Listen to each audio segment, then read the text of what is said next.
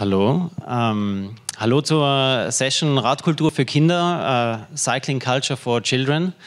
Wir sind jetzt am Nachmittag da, um zu schauen, was man tun kann, welche Projekte möglich sind und was wichtig ist, wenn man Radkultur für Kinder etablieren will. Wir haben heute schon in dem einen oder anderen Vortrag gehört, dass es ganz wichtig ist, auf die Kleinen zu achten, wenn es darum geht, den Radverkehr zu erhöhen und für die Zukunft vorzudenken.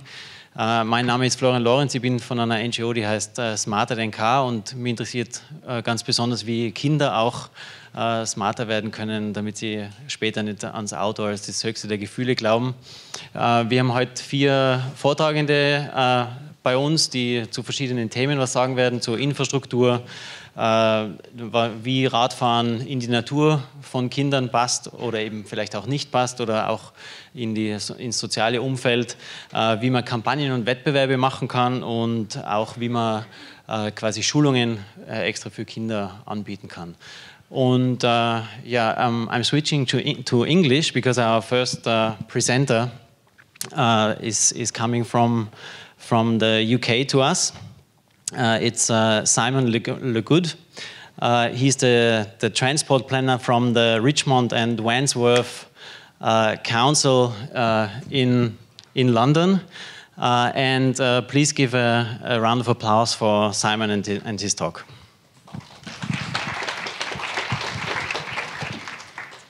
Hi, thanks for having me. My name's Simon Le Good. Thanks for the introduction there. I'm from Richmond and Wandsworth Council, and today I'm going to talk about healthy school streets. Before we start, just thanks for the invitation here to Salzburg. It's been a sort of great city to have a look and cycle around, some great stuff and going on here, and it really is a great city for the bike.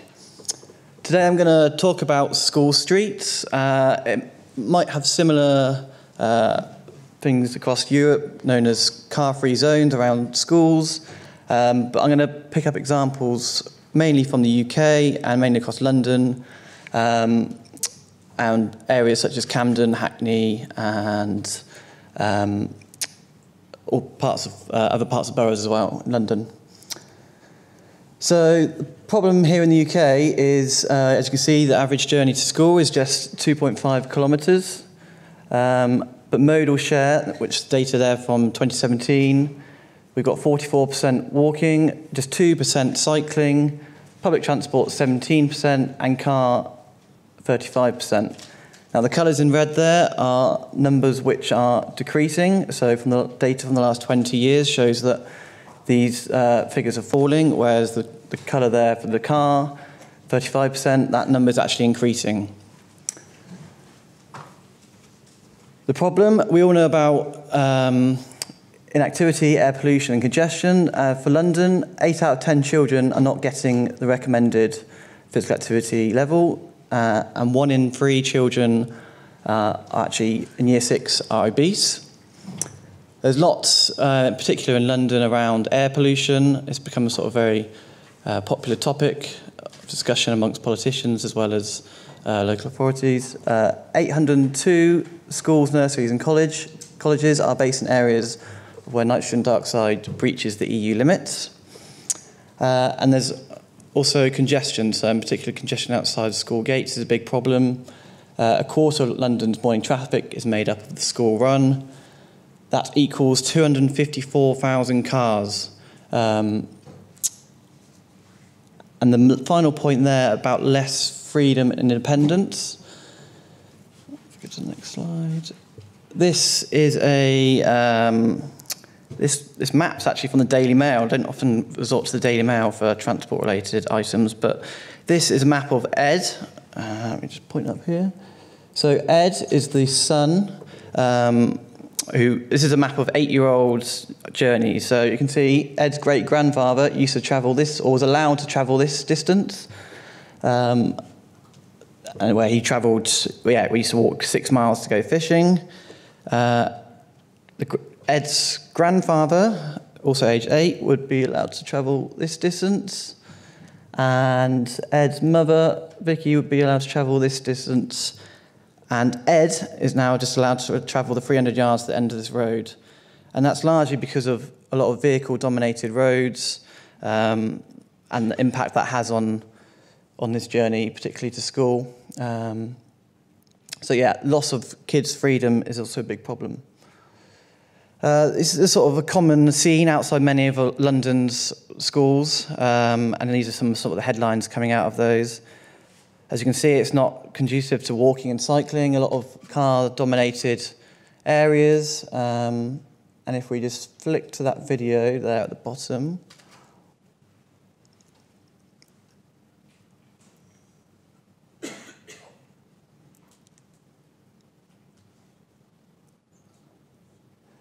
so this is actually a scene from a school. The school will be based, the school's just in this sort of corner here, which you can't quite see.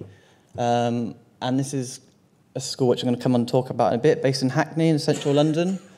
As you can see, the traffic is not moving at all, and cars have just started driving down the pavement. With pedestrians don't seem to be too bothered either, which is a bit worrying. This actually was one of the schools which I'm going to come and talk about, which is a school street. So yeah, obviously a lot of safety fears. This is right outside a primary school, so a lot of young children would be travelling along these pavements before and after school times.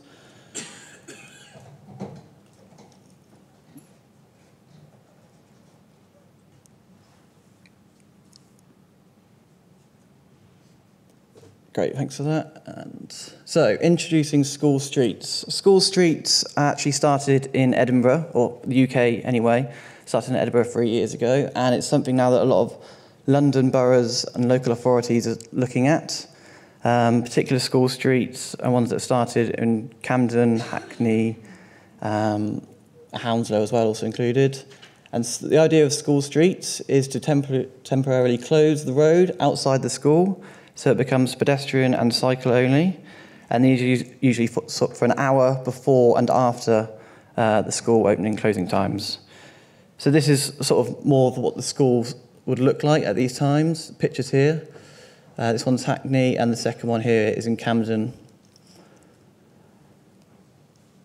So moving on to enforcing school streets, there's a few different models which schools and local authorities are looking at. So the Hackney model is with the ANPR cameras. Again, that's a pedestrian and cycle zone only.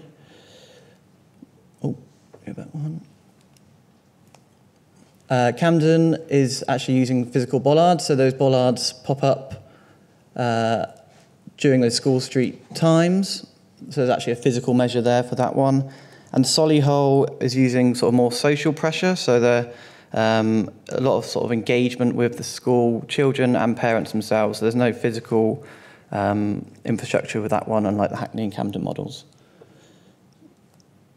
So there's a few different methods here, and they're sort of not always on the same type of street. There can be a few different ones used. So these are examples from Hackney here. This is a typical cul-de-sac, so it might be seen to be easier at this particular street, as you're sort of just closing off at one point. This is a sort of a T-junction scheme, so the school on this one is just around here, and there's two closures at this point. This is sort of a crescent model, and sort of that impacts a larger area of the scheme, so there's two closures again with this one here and one down here, but obviously affects the road all the way along here, so no cars will be allowed in these areas. These are images from Hackney. This is sort of what some of the advertising and signage would look like, and you can see there with the ANPR cameras signage up there to make sure residents and local neighbours would be aware of these taking place. This is actually an example from the Solihull School Street Scheme, which is just near Birmingham. This is some of the engagement tools they use, so interactive maps, which the children would then take home, share with their parents, and sort of a really clear indication of where the school street scheme is for for that particular school with walking zones labelled on the map as well. So it's quite a nice tool that the children can actually use with that one. If we can just play this video. This is a short video from one of the Hackney schemes at Millfields Primary School.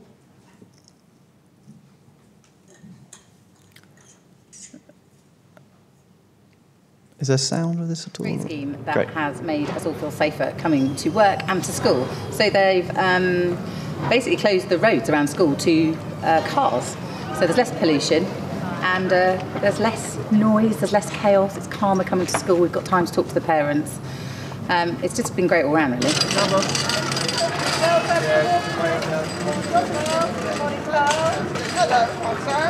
We've done lots of work beforehand, consultations with the neighbours, with residents in the area and with all our parents and families and staff members. And everyone just came back and just said, well, of course, it's really simple, isn't it? Less cars means we're safer and there's less pollution, because I stand out on this road every morning and have to breathe it in. And so do all our kids, and their lungs are much smaller than mine and they need protecting.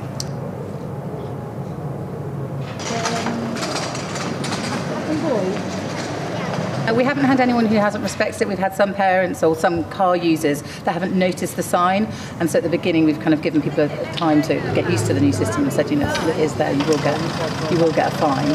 But otherwise, all feedback we've had has just been really, really positive.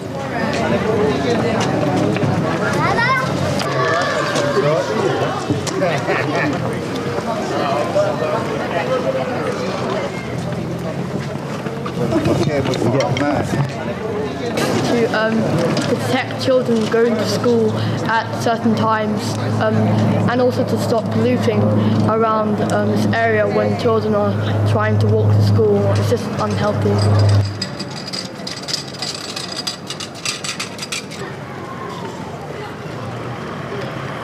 It's in quite a few schools around Hackney already. I can't remember the exact number. Maybe is it 4 or 5? But yeah, they're hoping to roll it out because it is a trial period at the moment. So once that period is over and they've kind of reflected and looked on all the different outcomes, then they'll decide whether it's going to be a permanent thing or not.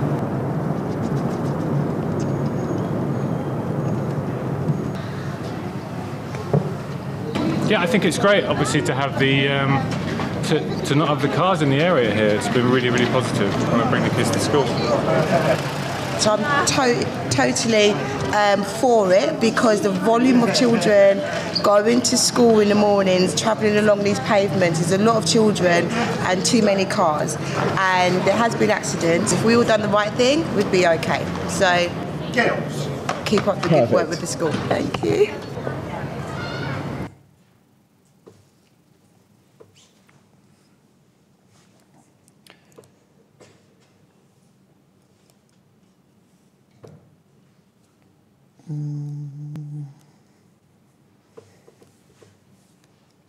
Just go on a bit.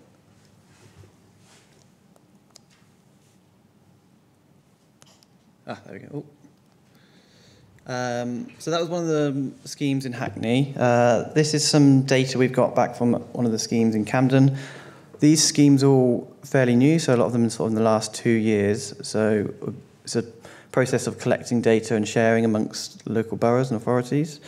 As you can see there, baseline data shows that there was 40% walking and 13% car trips. So obviously it's a fairly high baseline of walking anyway. But after the closure, this walking increased to 68% and the car down to 4%. Unfortunately, no big increase for cycling, or actually a small decrease. But the overall impact of reducing the car trips and number of car journeys to school by children has improved. Some results from Hackney. So this is where they use the AMPR. And this data here shows the number of penalty notices which were handed out to drivers. So this is from just the first 6 months of the scheme. As you can see, it started out with 7.2 per day for the first 3 months, and then that decreased to 2.95 per day. So the number of penalties handing out to drivers has decreased over the 6 months. This is the school which I showed you earlier on the video, where there were, drivers really sort of putting lives at risk by driving on the pavement. Lots of traffic, lots of pollution. So these were sort of some of the images from before, and these are some of the pictures from afterwards. So you've actually now got streets which are clear. So children cycling to school here, which before was not possible. A couple of us here. Again, a lot more friendly and conducive to cycling compared to when the school streets schemes weren't in place. So they began in Edinburgh, lots of other areas in the UK which are developing these. So 5 boroughs in London already got school street schemes in place, and at least 10 are now exploring the opportunity to develop school streets in their boroughs and their schools. It'd be interesting to hear if you guys know of any other or similar schemes across Europe. I know there's the Heart Zone, which they could say in Norway. I won't try and pronounce this. And Copenhagen and Netherlands have similar schemes in place. And that's it for me. Thank you very much.